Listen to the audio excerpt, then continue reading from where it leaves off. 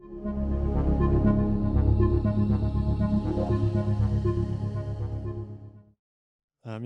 name is David Cole. I'm in the Chemical and Biological Engineering Department at University of Wisconsin-Madison. I work under Dr. Victor Zavala there.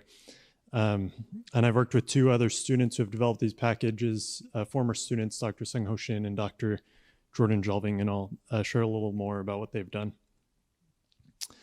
In our lab, we focus a lot on the power of abstraction. So frequently researchers or scientists use abstractions to represent their systems, and using different abstractions can lead to unique representations, analysis techniques, or mathematical properties. And in optimization, we've been using the abstraction of graphs to represent optimization problems. So you can see, for example, here how dynamic, stochastic, PDE, or network optimization can all be represented within this graph abstraction. And within Julia, graph-based modeling for optimization is enabled through the package Plasmo. I'm confident many of you have heard of this, so I just want to give a very brief overview of it. I don't want to go too in-depth. If you want more of an in-depth look, you can look at this paper on the bottom by Jordan.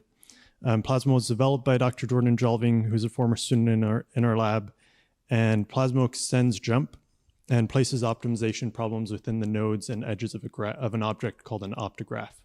So nodes of the graph can contain variables, constraints, and objectives, while edges of the graph contain constraints between variables on two or more nodes. Nodes essentially function as jump models, and they allow for partitioning the optimization problem into this graph structure. The syntax of Plasmo is also very similar to JUMP, so for those familiar with JUMP, it's fairly easy to pick up Plasmo. And Plasmo is largely enabled through the Julia environment and is built on top of these packages like JUMP and graphs, and is really enabled by those other packages. There are a couple benefits that can be found from graph-based optimization, and I'll just highlight three here. First, graphs enable modular construction of optimization problems that often follow the problem structure. Plasmo enables hierarchical graphs such that a user can create an optograph of a piece of a problem and add those optographs to a larger overall graph, creating this hierarchical structure, and then you can place linking constraints between these different graph objects. Graphs also provide useful mathematical properties. Just as one example, you can read about exponential decay of sensitivity in these papers I note here on how disturbances propagate throughout this graph structure. And then third, graphs can enable decomposition schemes, and particularly schemes that exploit problem structure. And there's been work done by both Sung-Ho and Jordan on Schur and Schwarz decompositions, which can exploit the graph structure and allow parallelization of the solver. This last point leads to a second package I've used in my research, and this is the nonlinear solver MadNLP, which was developed primarily by Sung-Ho Shin. MadNLP is a nonlinear solver that operates very similarly to IPOpt with a filter line search and interior point method. It's written entirely in Julia and can solve highly nonlinear problems with up to millions of variables. And previous versions of MadNLP also have functionality for exploiting the graph structure through this package MadNLP graph. And this is made possible in part because of the graph structure of the optimization problem results in the structured linear system that you have to solve to get the search directions in the solver. You get this block arrowhead structure that MadNLP can exploit for some schemes. So having introduced Plasmo and MadNLP, I next want to just share two examples or applications that I've used for these packages. And I won't go very in-depth on the code or anything. If you want to see those, the code is publicly available or will shortly be for one of the applications. So the first application is from this paper we published last year with a two-stage stochastic gas network problem.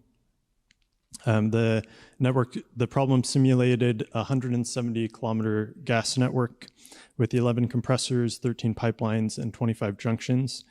And the goal of this problem was to find an optimal compressor policy under different scenarios. So the compressor power were the first stage variables of this problem. And you can see here on the left a visualization of a single scenario of the gas network optimization problem represented as a graph, where in this case where the blue nodes correspond to pipeline nodes, the orange nodes to junction nodes, and the red to compressor nodes. And each node contained variables corresponding to their object, And you can also see here on the right an example of 10 different demands which we used within the stochastic problem, solving over a 24-hour time horizon. So we're trying to plan a compressor policy that can meet these demands within each scenario. This problem also contains several nonlinear constraints, and we could scale the problem by changing the number of scenarios and get up the largest problem to have 1.7 million variables in it. So you can see here the structure of this problem with multiple scenarios where we put the first stage variables on a master node in the center of the figure on the left. And so these first stage variables were linked across every scenario to ensure that the compressors at each time point of the different scenarios were the same, or that the power they were using was the same. And this structure is readily exploited through Schur decomposition, which is implemented in MATNLP.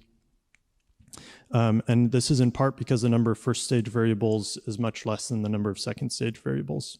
I'm not going to go into the mathematical process behind Schur decomposition, but if you want, you can review the paper and the details are in there.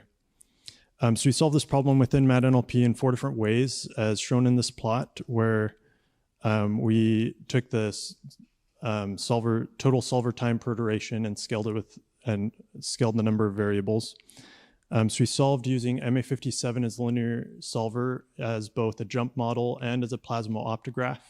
And we gave MATNLP access to 1 thread and to 30 threads when we solved the plasma optograph. And then we also solved this problem with Schur decomposition in MATNLP with access to 30 threads. And you can see from the results that Schur decomposition was the fastest. It's the yellow triangles here. But it's interesting that we can actually see some significant speed up just by giving MATNLP access to more threads. So the reason for the speed up between the top 2 lines and the middle line is parallelizing function and derivative evaluations outside of the linear solver. So MA57 has very limited parallelization capabilities, but MATNLP is able to construct that linear system in a parallel fashion and perform these function and derivative evaluations in parallel to give speed up. The second application I want to touch on is a newer project that I'm working on with hierarchical optimization, and this is in collaboration with Dr. Harsha Gangamanavar at Southern Methodist University in Texas. In this work by Atkin et al., cited on the bottom here, they propose a 3-layer hierarchical optimization problem of energy markets. You can see here on the left a visualization of their framework. So they solve 2 different unit commitment layers, including a day ahead and a short-term layer. These are the DAUC and STUC on the figure. And these are mixed integer layers that decide which generators operate at each time point. The 3rd layer, the hour ahead economic dispatch, or HAED, is a linear program that makes dispatch decisions on these committed generators. So each layer was split into different subproblems, and the different subproblems can have different timescales and degrees of overlap overall. So for a single day, there's 1 day ahead problem, 8 short-term problems, and 96 hour ahead problems. And the solutions of the layers are passed between each other. So the day ahead layers solution get past the short-term layer, which then gets past the hour ahead layer, creating this hierarchical structure to it. And they solve this over a 32-day time horizon for the 118 bus system from NREL. And so we use this as an application of sorts to test Plasmo's hierarchical graphs. So you can see here this problem constructed in Plasmo. On the left is the full monolithic graph for a single day with the hierarchical layers highlighted by black, red, and blue. The middle figure shows the same graph, but where we aggregate each time point into a single node. And then this last figure shows each subproblem aggregated into a single node. So these graph-based representations in hierarchical optimization give insight into the structure, and they can provide different solution approaches, like solving each time point 1 at a time, each subproblem 1 at a time, or solving the whole monolithic graph at once. And these graph-based representations can help discover new decomposition schemes, which is what we're going to be doing next within this project. And so just with that, I want to recognize funding we got from the DOE for this project, and also want to recognize the collaborators I've gotten to work with. It's been a pleasure to learn from them and get to work with them.